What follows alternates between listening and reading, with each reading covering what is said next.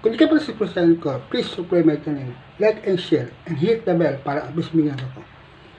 Sa mapagpalang araw po sa inyo lahat.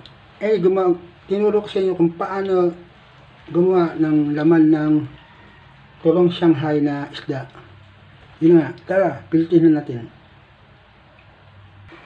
Kung di nyo pa nasundan ang video na to, ulitin nyo lang po sa umpisa para masundan nyo kung ano yung totoong ingredients nitong Shanghai fish na turo na lulki natin. So yun nga guys, pilitin na natin tapos hindi ko yung pinakita yung paano pagbalot kasi may iba akong video na kung paano maglap ng turong Shanghai ng turong saging kaya kinat ko na lang yung mga dapat ay kinakat ko. Dahil instinct naman natin yung kung paano paghiwa, paano instinct na yan, mahaba lang ating video. Tara, pilitin na natin. So ayun na nga guys, lagyan na tayong mantika. Tapos pag mainit ko siya, salo na natin yung turong Shanghai fish sa low fire lang.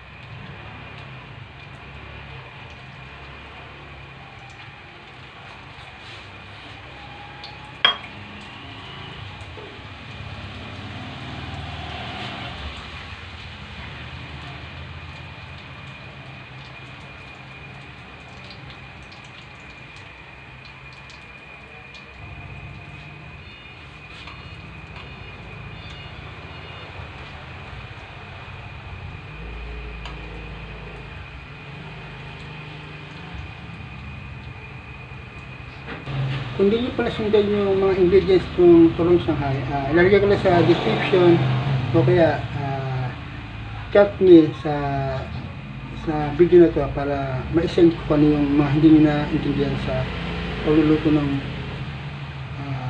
Shanghai fish. So yun nga guys, dala natin itong first batch na sinalang natin.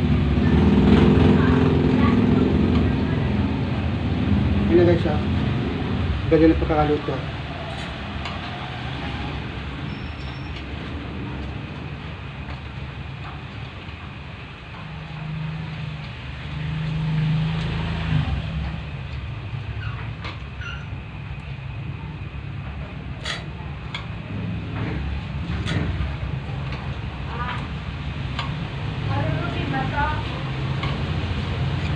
Marunong ba ito lahat? Wala na lang, hindi nga amoy mabaho eh. Sayang. Ito may t-shirt dito. At itong pink po. Marami na.